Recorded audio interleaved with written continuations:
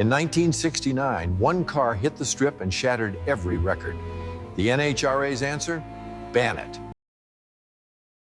It was so fast, even the NHRA admitted banning it was a mistake. In 1968, deep in the golden age of drag racing, Chrysler built something that wasn't supposed to exist. A car so raw, so violently fast, that it tore through quarter miles like a lightning strike. This wasn't a concept. It wasn't a prototype. It was a factory-built monster, the Dodge Hemi Dart. It had no radio, no carpet, no sound insulation, just a lightweight body stuffed with a fire-breathing 426 cubic inch Hemi engine tuned straight for the strip. The NHRA saw what it could do, and they panicked. They didn't just limit it, they banned it. But decades later, even they would admit, the 1968 Hemi Dart might have been too perfect for its own time, the late 1960s, a time when America was obsessed with speed, style, and raw power.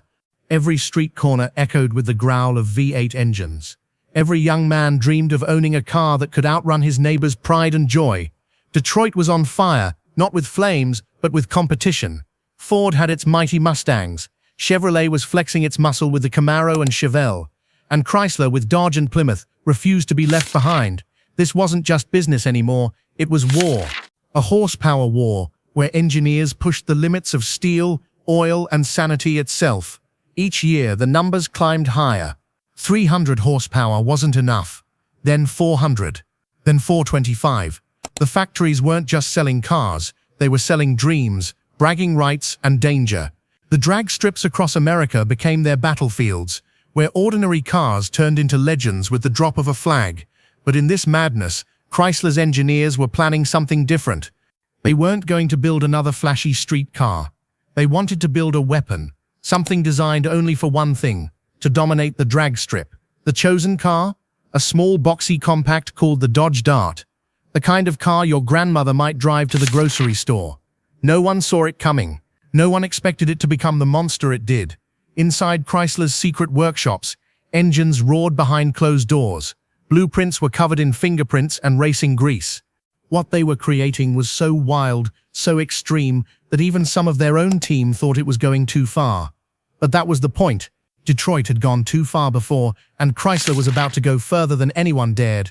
Because in the world of drag racing, you don't make history by playing it safe. And when the smoke finally cleared and the doors of that workshop opened, the Dodge Dart wasn't a simple compact car anymore. It was something else entirely. Something terrifying. Something built with one purpose: to destroy everything in its path. And when they were done, as one engineer famously said, the Dart wasn't a car anymore. It was a weapon. Once Chrysler's engineers had chosen the Dodge Dart, the madness truly began. They called in the experts, Hurst Performance, a name already feared and respected in the racing world. Together, Dodge and Hurst decided to do something no sane company would ever attempt: build a car that didn't belong on the street at all. Every single detail was focused on one goal: speed. They stripped the Dart down until nothing unnecessary was left. Gone were the back seats, the radio, the heater, and even the side mirrors. Sound insulation, useless weight, carpets, removed. They even replaced the glass windows with thin sheets of plastic. The doors were made of lightweight fiberglass. What remained was a skeleton of steel, raw and ready to explode off the line. Then came the heart, the engine that made this machine a legend. A 426 cubic inch race Hemi, the same brutal power plant that ruled NASCAR before it was banned there too. This engine wasn't just loud, it was alive, violent, and untamed. With over 500 horsepower packed into a body weighing barely 3,000 pounds, it didn't just accelerate, it launched like a missile. Every time a mechanic turned the key, the car shook like it wanted to break free. Flames spat from the exhaust. It sounded less like an engine and more like a beast growling in anger. People who worked on it said, when it started, it sounded like it hated being alive. There was no comfort, no luxury, just raw mechanical fury. Even the paint job was basic, because speed doesn't care about shine. These darts were built to win, not to be pretty. When the project was done, only 80 of these cars rolled out, each one hand-assembled, tested, and sent straight to racers who knew how to handle danger. And every single one came with a small but chilling label attached. Not for street use. It wasn't a warning, it was a promise. Because what Dodge and Hurst had created wasn't just fast. It was too fast for the world that built it. When the first Hemi Dart rolled up to the drag strip in 1968, nobody took it seriously. It looked too plain, small, boxy, and bare. Spectators pointed and laughed. Some racers even joked, "That thing's here to deliver parts, not win races." But the laughter didn't last long. The moment the flag dropped, the Dart exploded off the line like a cannonball. Its front wheels lifted clean off the ground, its rear tires screamed, and within seconds it disappeared in a cloud of smoke and thunder. When it crossed the finish line, the crowd went silent, and then roared louder than the engine itself. This wasn't just fast. It was terrifyingly fast. Fresh from the factory, the Hemi Dart could run the quarter mile in the 10-second range, something unheard of for a car that came straight off a dealer list. Racers who had spent years tuning and modifying their cars couldn't believe it. One of them said, "That Dart just broke the laws of physics." Everywhere it raced, chaos followed. The sight was unforgettable. That stripped-down Dart, wheels in the air, leaving nothing but the echo of its scream. It wasn't just winning, it was humiliating everything else on the track. Officials at the NHRA were stunned. They had built their superstock rules for cars that were, well, normal. Cars you could buy, drive, and race. But this wasn't normal. It was a purpose-built rocket disguised as a compact car. Some racers began to protest, saying it wasn't fair. Others wanted one for themselves, but it was already too late. Only 80 existed, and every one was spoken for. The NHRA was caught off guard. They didn't know whether to celebrate it as a triumph of engineering or to fear what it meant for racing's future. Because in that moment, something became clear. The Hemi Dart wasn't just faster than everyone else. It was beyond the rule book itself. The NHRA had built their rules around normal cars, one announcer said. But this wasn't normal. And as the crowd cheered and engines cooled under the setting sun, one thing was certain: drag racing would never be the same again. The Hemi Dart was unstoppable. Week after week, it crushed everything that dared line up beside it. Other racers tried new setups, bigger engines, lighter frames, but nothing could touch Dodge's outlaw creation. It was too light, too powerful, and too perfect for its class. And that's when the trouble began. The National Hot Rod Association, the NHRA, started getting calls. Angry calls. Rival teams complained that the Dart wasn't a real production car. Sponsors worried the sport was turning into a one-brand show. Even some safety officials whispered, "If that thing ever crashes, it'll explode." Behind the scenes, the NHRA faced a problem it had never dealt with before. They loved speed, they lived for it, but now, one machine was bending the limits so far that it made their own rules look foolish. For a while, they tried to stay quiet. They tweaked classifications, moved racers into new divisions, and hoped the storm would pass. But the Dart kept winning, and with every victory, the protests grew louder. At last, the NHRA made its move. They didn't outright ban the Hemi Dart, at least not publicly. Instead, they rewrote the rulebook. They introduced weight per cubic inch regulations that changed everything. Now the Dart's massive Hemi engine suddenly made it too heavy for its class. It couldn't legally compete the same way anymore. To the public, it looked like a technical change, but to Dodge racers, it was a heartbreak. They knew exactly what had happened. The NHRA hadn't outlawed failure. They had outlawed success. In garages across America, Hemi Dart owners stared at their silent monsters, their trophies glinting under fluorescent lights. They had proven their point, and now they were being shown the door. One racer summed it up best. They didn't ban it because it failed. They banned it because it succeeded too well. And just like that, the Hemi Dart's time on the official drag strip came to an end. But its legend, that was just beginning to ignite. When the NHRA quietly forced the Hemi Dart out of competition, the story should have ended there. But legends don't die that easily. Instead of fading away, the Dodge Hemi Dart became something even more powerful, a forbidden icon. The moment it was banned, its reputation exploded. People wanted to know what kind of machine was so fast, so wild, that the NHRA had to rewrite its own rulebook to stop it. The answer spread like fire across drag strips and car magazines. Racers who couldn't run in NHRA events anymore packed up their darts and headed to independent circuits, smaller tracks where the rules were looser, the fans louder, and the trophies didn't matter as much as respect. And when those darts fired up, they owned the night. Every burnout, every launch, every win added to the legend. The crowd started calling it the car the NHRA couldn't handle. It became a story parents told their gearhead kids. The kind of car you didn't just see, you felt it in your bones. Soon, the press caught on. Magazines printed bold headlines like "Too Fast for the Rulebook" and "The Factory Freak That Broke the System." Writers described the Dart as Detroit's ultimate middle finger to conformity. Even Dodge's marketing team, though restricted from promoting it directly, quietly loved the chaos. The controversy was gold, and Mopar's image transformed overnight. They leaned into it. In the public eye, Dodge wasn't just another car company anymore. It was the rebel of Detroit, the brand that built what others were too afraid to attempt. Dealers reported customers walking in saying, "I don't care what model it is, I just want something built by the people who made that Hemi Dart." In garages across America, young mechanics tried to recreate the magic. They stripped down ordinary darts, swapped engines, and painted them in the same no-nonsense colors: primer gray, racing white, or flat black. It didn't matter if their cars weren't real Hemi Darts. What mattered was the spirit, the idea that you could build something the establishment couldn't control. The outlaw image grew so strong that it began to blur the line between myth and machine. Even people who'd never seen one in person talked about it like it was a living creature, a wild beast that refused to stay caged. As one old racer said, "When they banned the Hemi Dart, they didn't kill it, they just made it legendary." And that was the irony. By trying to erase the Dart from official history, the NHRA had accidentally made it immortal. The ban didn't silence it, it amplified it. Because what people remember most are the cars that broke the rules, defied the odds, and refused to be tamed. The 1968 Hemi Dart became exactly that: not a car, not a machine, but a rebellion on four wheels. A reminder that true speed doesn't follow orders. It writes its own.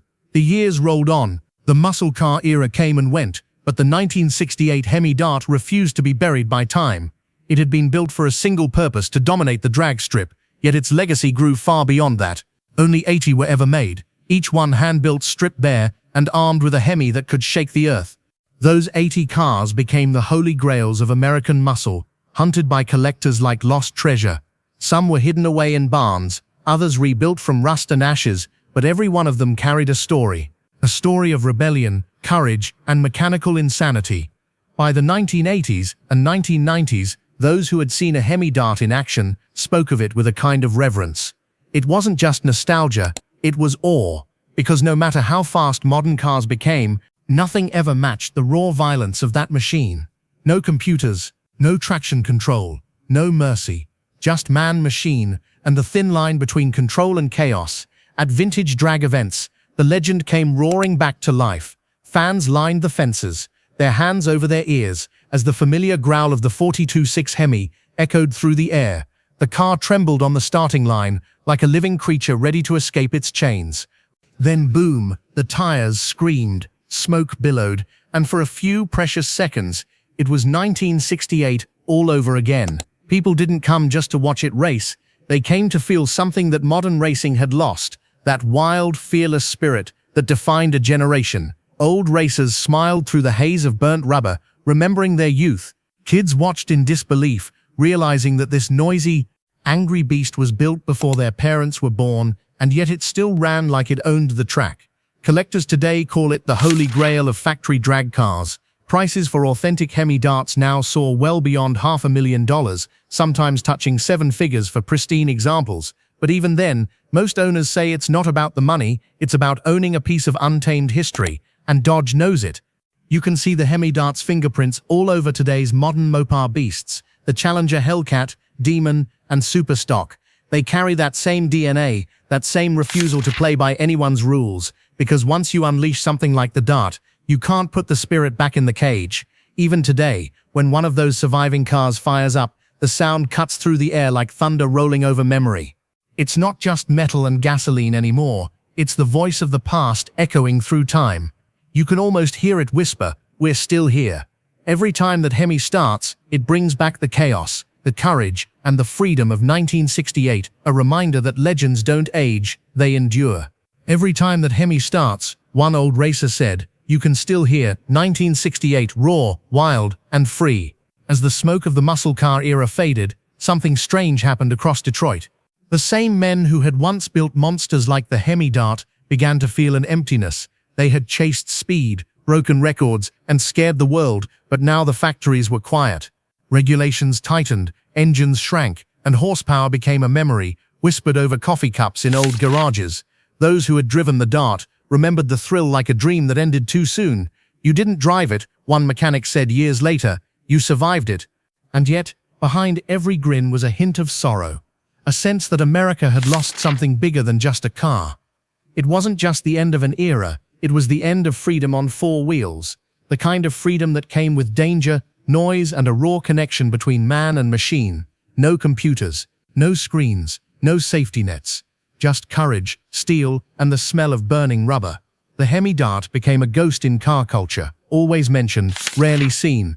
Collectors hid them away like sacred relics, afraid to unleash their power in a world that had grown too careful. A few still roared to life at nostalgic drag events, but even then, it felt like watching a lion in a cage, majestic but from another time. And deep inside, many of the men who helped build it couldn't escape a haunting question: had they gone too far, or not far enough? Because for all its madness, the Dart represented something pure, an unfiltered belief that limits were meant to be broken, and when that era ended, so did a part of America's mechanical soul. Today, when you walk through a car show and spot that silver Dart, stripped and brutal, you can feel it, that strange mix of pride and regret. You realize it wasn't just a car, it was a statement, a rebellion on wheels. It dared to ask what would happen if a company like Dodge stopped caring about rules, and the answer was both beautiful and terrifying. Some call it reckless, others call it genius, but everyone agrees nothing like it will ever happen again. Maybe that's the regret, that we'll never again live in a time where engineers were wild enough, brave enough, or crazy enough to build a car that could outrun reason itself. Because the Hemi Dart didn't just define the end of an era, it made sure that every car after it would live in its shadow. It burned bright, burned fast, and then vanished, leaving behind echoes that still rumble across drag strips and hearts today. It was more than metal. It was Detroit's last great roar, and when that roar faded, the world got a little quieter and a lot less free. The 1968 Hemi Dart wasn't just another muscle car, it was a declaration of war against limits. Born in secret, banned in glory, and remembered forever, it became the car that even the NHRA couldn't forget. It was built with no compromise, no hesitation, and no apology. It broke records, bent rules, and scared the officials who tried to contain it. And even after it was pushed off the official stage, its legend only grew louder. Because some machines are too wild to fade. When you look at a Hemi Dart today, you don't just see metal and paint. You see a piece of American rebellion. A symbol of the time when Detroit dared to dream dangerously. Every curve, every bolt, every roar of that 426 cubic inch Hemi tells the same story, that greatness is never born from comfort or safety. It's born from chaos, courage, and the will to go faster than anyone ever dared. The NHRA tried to rewrite the rules, but history rewrote them instead. And the Hemi Dart became the proof that true legends can't be banned. Even now, when one of the few surviving Darts fires up, it's more than an engine starting, it's a time machine. For a moment you can smell the burnt rubber, feel the thunder in your chest, and see the flash of chrome disappearing down the strip. And as the echo fades, you realize something. They didn't just build a car, they built a legacy. Because in the end, the 1968 Hemi Dart wasn't just the car NHRA banned, it was the car they never forgot. Because legends aren't born from rules, they're born from rebellion. If you love stories of the machines that broke the rules and rewrote history, hit subscribe, turn on notifications, and join the Regal Rides family, where legends never die.